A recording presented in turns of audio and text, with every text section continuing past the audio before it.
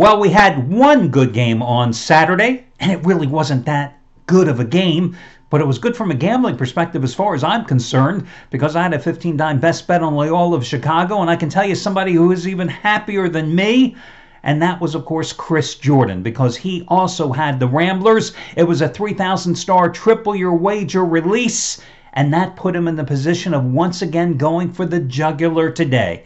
Hi everyone, Al DeMarco here. This, of course, is going to be your Sunday video report. I'm going to break down the Duke game against Kansas in just a moment. That's going to be your free pick, and the in-depth analysis coming your way in just a moment. Quickly, though, let's talk about the run that Chris Jordan is on. It started on Thursday night when he had a 2,000-star double-year wager winner with Loyola of Chicago taking care of business against Nevada. Then, on Friday night, 3,000-star triple-year wager winner with Villanova. Then, Saturday, triple-year wager winner, Loyola of Chicago. Today, another 3,000-star triple-year wager release, only the 8th in his 35 years as a professional handicapper in college basketball. And yes, it's on the early game, Texas Tech and Villanova. Just like Thursday, Friday, and Saturday's plays, you get it as the half-price play of the day by using coupon code HALF, H-A-L-F. It's that easy. Keep in mind, he has made $1 bettors over $65,000 over the past 484 days. More importantly, the short-term run, he's won 7 of the past 8 days, making those $1 bettors a little over $9,700. And keep in mind, these triple-year wager plays, so rare that in his career, 35 years as a professional handicapper, he's been doing this as long as, well, a little longer than me. 31, 13, and 1 with these plays, including 6 and 1 in college basketball.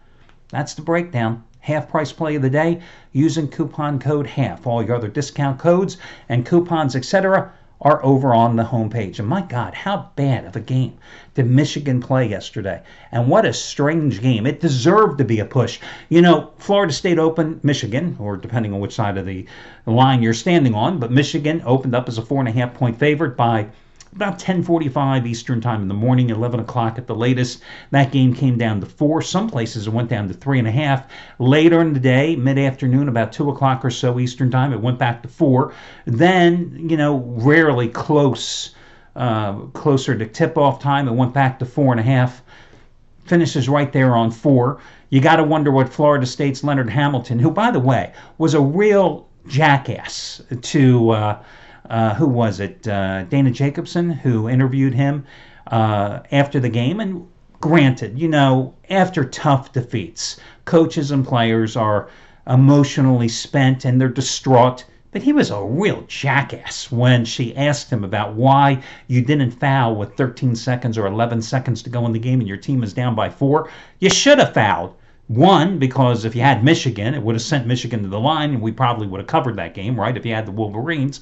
But, you know, it was just a dumb response, and he was an arrogant jackass on national TV in his response and treating her like a, you know, he was a douchebag. Let's face it. That's what he was.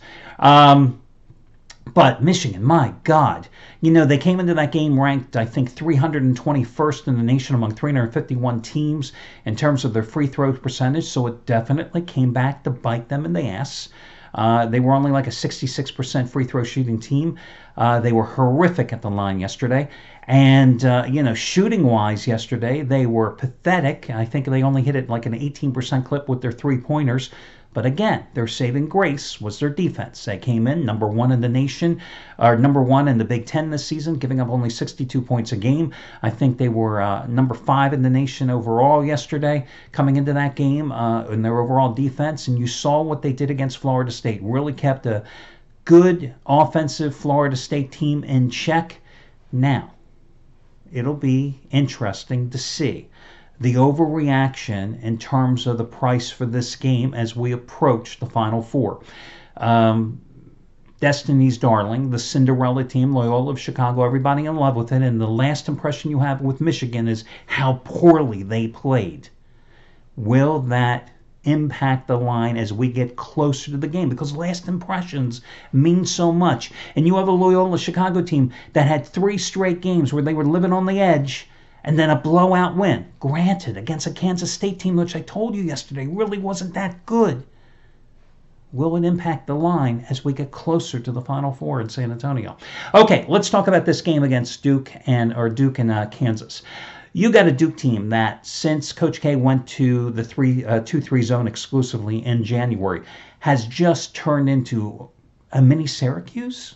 Is that fair to say? When you have two guys that are 6'11" manning the front line. Listen, the 2-3 zone has produced tremendous dividends. They're giving up about 62 points a game. In 3 tournament games, 184 possessions have been zone, and 13 of them have been man possessions in half-court settings, according to Synergy.com. You look at this particular matchup, and Duke obviously has a huge advantage because they've got 2 outstanding bigs, and Marvin Bagley III and Wendell Carter Jr.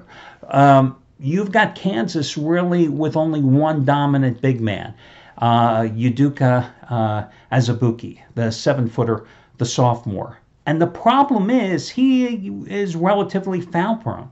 Fouled out of the Clemson game, and the game before that against Seton Hall, played most of the second half with 4 fouls. What happens if he gets into foul trouble? And you got to think Duke is going to try to take the action right to him to get him into foul trouble. Wouldn't you? Wouldn't that make sense? And Duke is going to be working the ball down low to Marvin Bagley the third anyway, because he's coming off a 22.8 rebound performance against Syracuse. That's his 3rd straight game in the tournament in which he's had 22 points. I mean, the guy is money in the bank. It's why he's going to be one of the top picks in the draft once he declares after this tournament is over. Now, Duke has the size. Duke has the depth. Where Kansas has the advantage here is in the backcourt. And the trade-off in this game, Duke is going to be working the ball inside. They're going to get the 2s. Kansas, an outstanding 3-point shooting team, where Duke is going to be getting the 2s. Kansas is going to be banking on getting the 3s. Kansas 3s, Duke's 2s.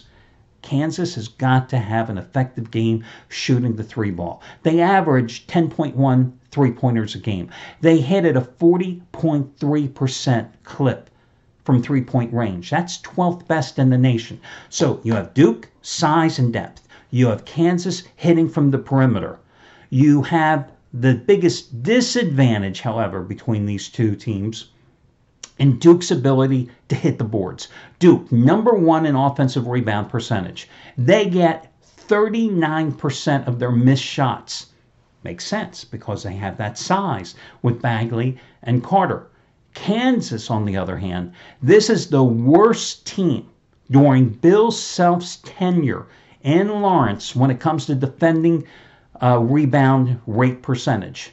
They're ranked 295th in the nation among 351 Division I teams. When you think of the talent that he has accumulated and all the teams that he has had, this is the worst team during his tenure when it comes to hitting the rack and grabbing defensive rebounds. There you go. And they don't have much depth up front again.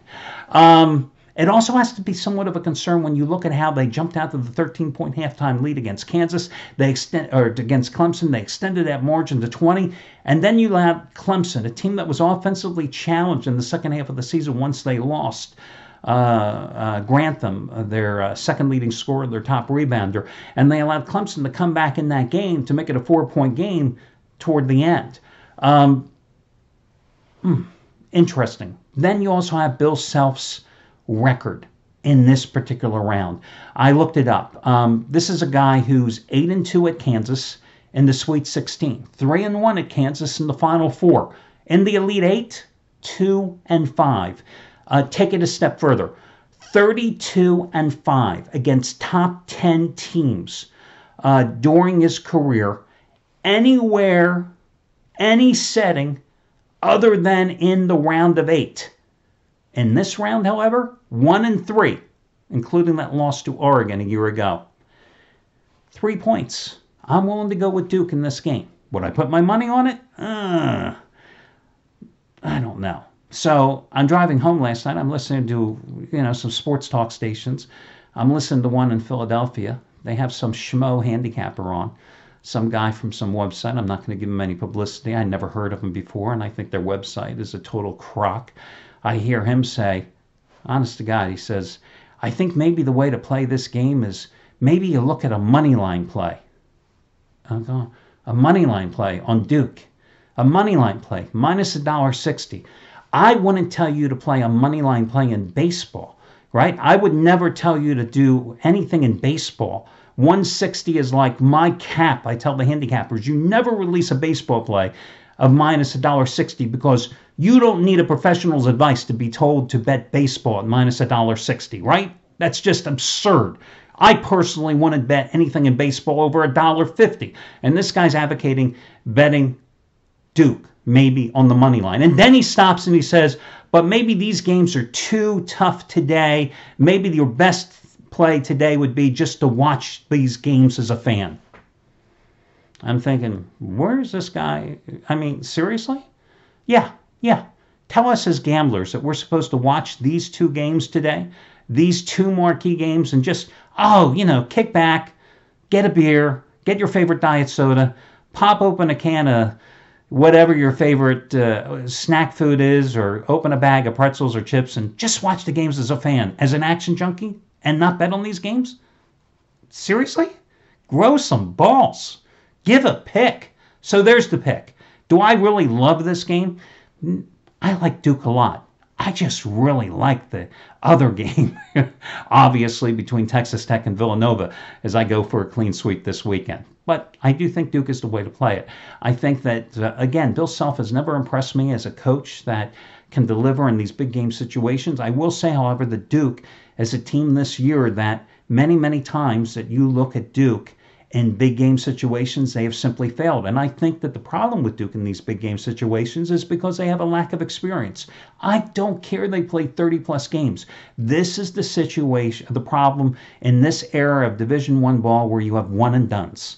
You simply don't have guys that have played and risen to the occasion in these big game situations. I look at this Duke talent, I look at the team that they're going to field today, and on paper, they should mop the floor against Kansas. Absolutely mop the floor, because they've got Carter Jr., they've got Bagley III, they even have Grayson Allen. They have so much more talent on Duke's side than Kansas does. But they should have been in North Carolina in all three games this year. They should have beaten the hell out of St. John's, and they lost that game as an 11-point road favorite. Go figure. Duke has had some head-scratching losses this year. In this game, however, I still like Duke. So, that's it. Wish you well. Talk to you again on Monday when we do it again.